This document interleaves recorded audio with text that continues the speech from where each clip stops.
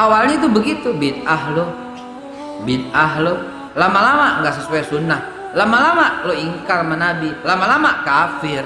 Itu urutan-urutan dalam menjustifikasi. Sudahlah, hentikanlah, jangan pernah la tasuku anfusakum wallahu a'lamu bimanittaqo. Jangan pernah merasa suci dirimu sendiri, jangan. Wallahu a'lamu bimanittaqo. Allah lah yang paling tahu siapa yang paling bertakwa di antara kalian. Maka itu mulai dari sekarang teman-teman sekalian, supaya hidup kita mudah, gampang dan ringan, doakan saja orang di depan Anda. Dah beres. Bismillahirrahmanirrahim. Assalamualaikum warahmatullahi wabarakatuh.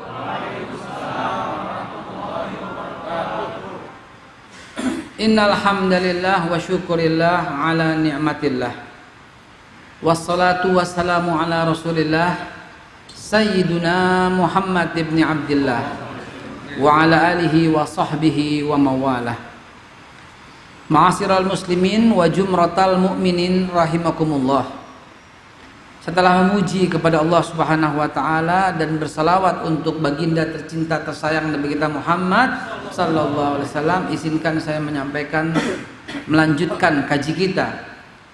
Hadirin, saya menyangka, berpikir dan menduga bahwa sekarang sudah makin rapat gitu loh, makin banyak gitu loh.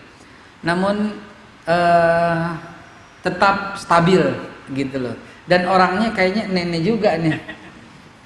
Saya melirik dia lagi, bahkan softnya juga nggak berubah gitu loh.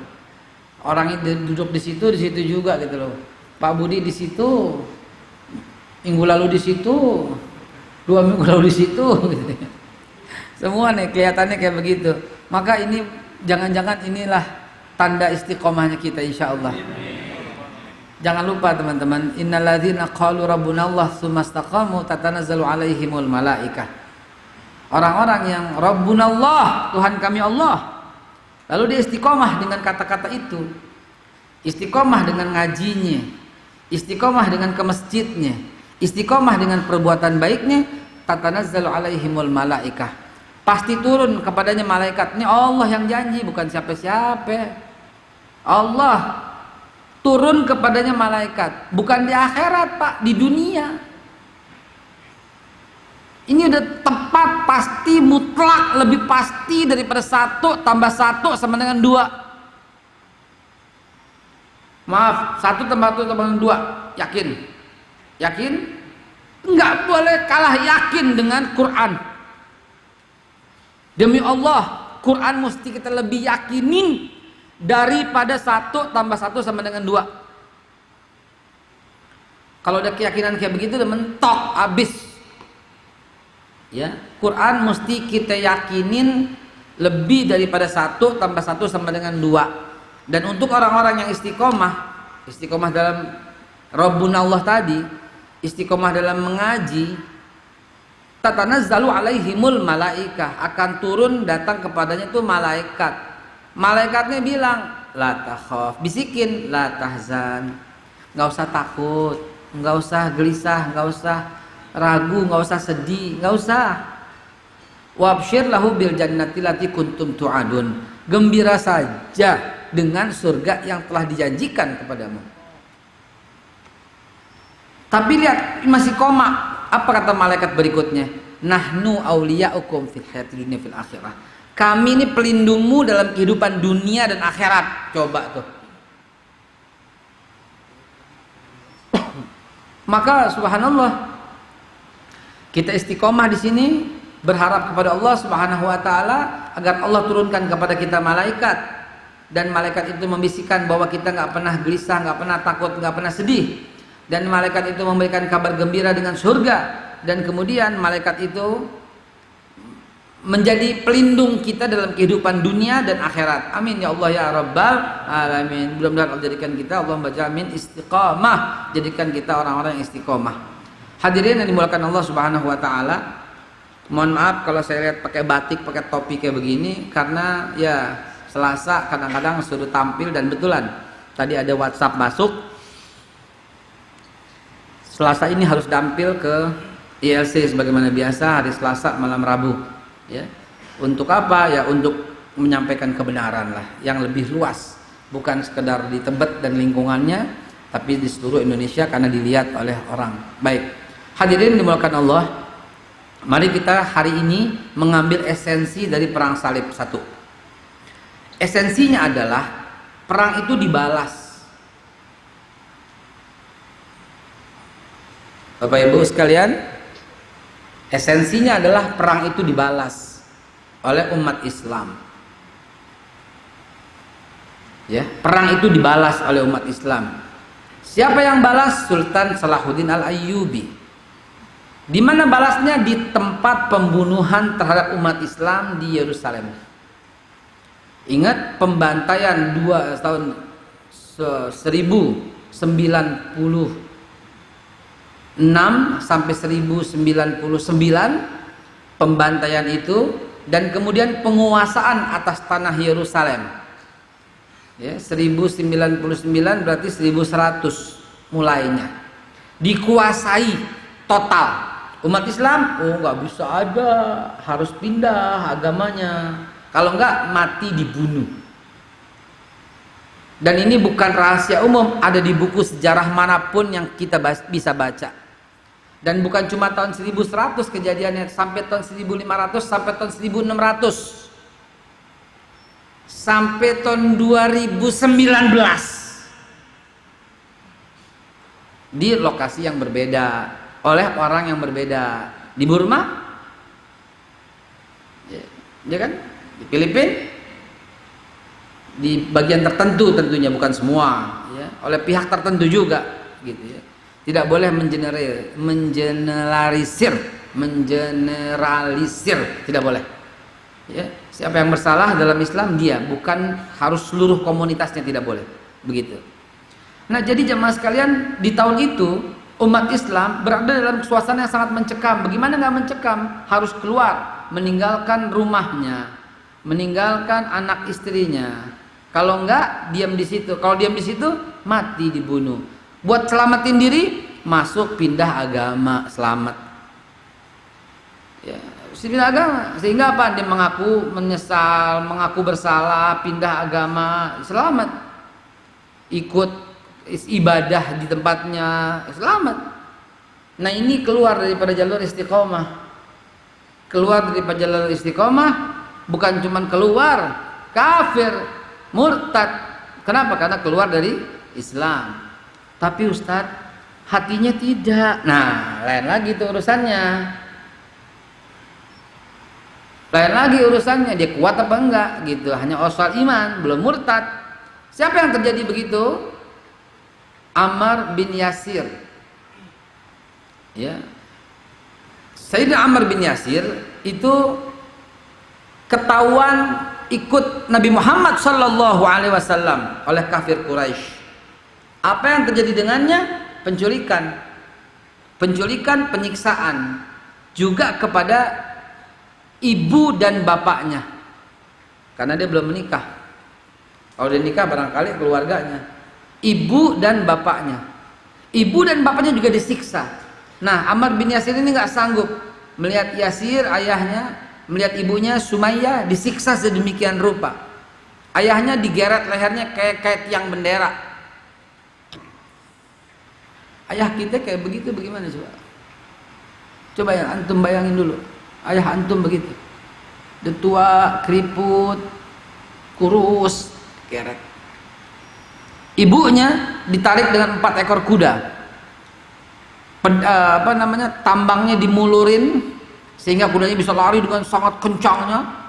Begitu kencangnya, ya, di 4 penjuru, satu di tangan dengan tali yang panjang, satu tangan kiri dengan tali yang panjang, dan 2 kaki kanan kaki kiri dengan tali yang panjang. Kudanya ditunggangin, dipecut sekencang-kencangnya, dicambuk sekencang-kencangnya, karena dulu belum ada mobil.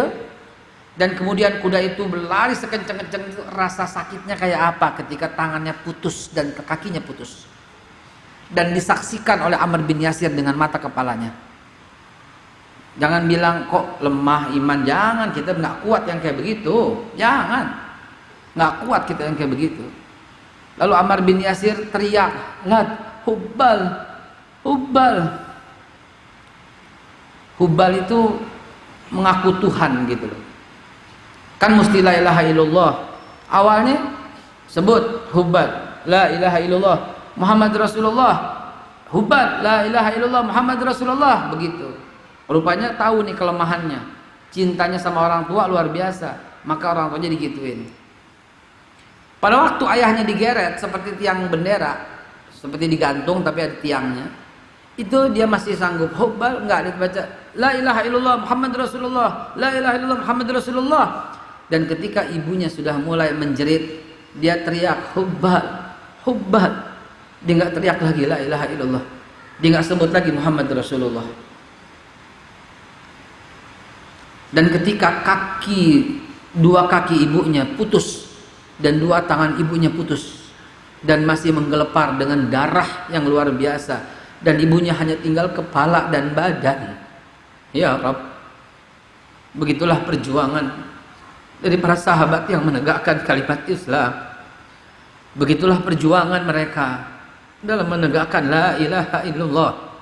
Kita mah belum seberapa, kita belum seberapa, nak jauh.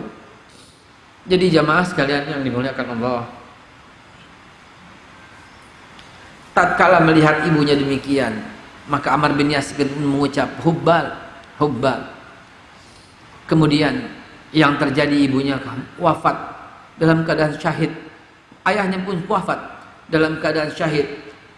Inilah syahid pertama dalam Islam di periode Nabi Muhammad SAW. Kepada jamaah Ittihad pasti memahami kata-kata saya, syahid pertama dalam Islam di periode Nabi Muhammad SAW. Karena Islam bukan hanya ada pada zaman Nabi Muhammad, dan bukan hanya Nabi Muhammad yang bawa Islam. Itu sudah dipahami semua. Periode syahid di masa Nabi Isa, ya para murid-muridnya yang setia. Zaman syahid di zaman Nabi Yahya, ya dirinya sendiri. Zaman syahid di Nabi Zakaria, ya dirinya sendiri. Gitu. Zaman syahid di masa Nabi Musa, orang-orang yang Bani Israel. Bani Israel mati syahid, Pak. Yang mati di zaman itu syahid. Kenapa? Karena dia orang yang berjuang pasti. Jangan alergi dengan kata-kata Bani Israel. Belakangan banyak yang membangkang, iya, gitu. Tapi yang taat, iya, ada juga. Ya, surat Yunus mulai dibaca ayat yang ke-84 sampai 91. Ya. Jamaah sekalian yang dimuliakan Allah, begitu juga periode syahid di masa Nabi Ibrahim ada. Nah, saya bilang tadi periode syahid di zaman Nabi Muhammad pertama kali diterima oleh keluarga Ammar bin Yasir. Dan Rasulullah sallallahu alaihi wasallam mengatakan, bersabda, ini keluarga Ammar bin Yasir fil jannah, di surganya Allah. Mudah-mudahan kita bisa duduk bercengkrama dengan Ammar bin Yasir di surga. Mudah-mudahan kita bisa mendengar cerita langsung darinya di surga. Kita pengen dengar cerita, wahai Bunda Sumayyah, apa yang terjadi dulu dengan dua tanganmu dan dua kakimu? Kita dengar dia cerita. Kafir Quraisy telah menarikku, padahal aku hidup cuma 62 tahun, dan sekarang hidup selama ribuan tahun, jutaan tahun yang tidak terhingga. Lihatlah orang kafir Quraisy itu, dia sedang berada di neraka jahanam abadan selamanya. Kurang lebih kayak begitu obrolan kita insya Allah dengan keluarga Ammar bin Yasir di hari kiamat nanti, bila kita istiqomah. Dan jamaah sekalian, apa yang terjadi dengan Ammar bin Yasir berikutnya?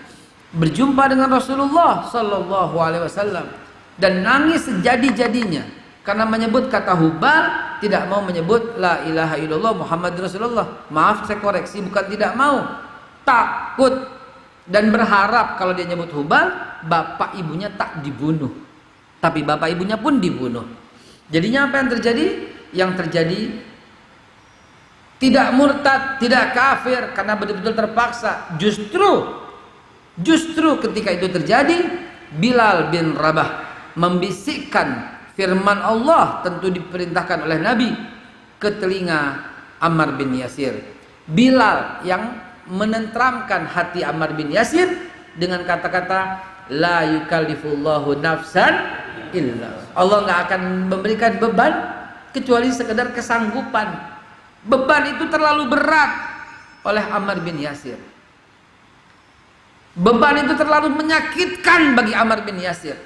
Dan ketika itu Ammar bin Yasir mengucap, dan ini tidak tergolong kafir atau tidak tergolong murtad. Begitu jamaah sekalian yang dimuliakan Allah. Nah, dalil ini perlu kita pegang. Jangan kita sebentar-sebentar ngecap teman kita kafir. Kafir loh, murtad itu. Jangan, saudara. Cikal bakal penghinaan kafir dan murtad itu diawali dengan menghina bid'ah. Awalnya itu begitu, bid'ah lo, bid'ah lo. Lama-lama nggak sesuai sunnah. Lama-lama lo ingkar sama Nabi. Lama-lama kafir. Itu urutan-urutan dalam menjustifikasi. Sudahlah, hentikanlah. Jangan pernah la tasuku anfusakum wallahu a'lamu bimanittaqo. Jangan pernah merasa suci dirimu sendiri, jangan. Wallahu a'lamu bimanittaqo. Allah lah yang paling tahu siapa yang paling bertakwa di antara kalian. Maka itu mulai dari sekarang teman-teman sekalian, supaya hidup kita mudah, gampang dan ringan, doakan saja orang di depan Anda. Dah beres. Bener beres. Coba siapa di depan Anda ini, doain, udah selesai. Insya Allah hidup kita mudah, ringan. Dan saya mau ngasih tips kepada teman-teman sekalian ini, kepada sahabat-sahabat sekalian, mobil khusus di sosial media.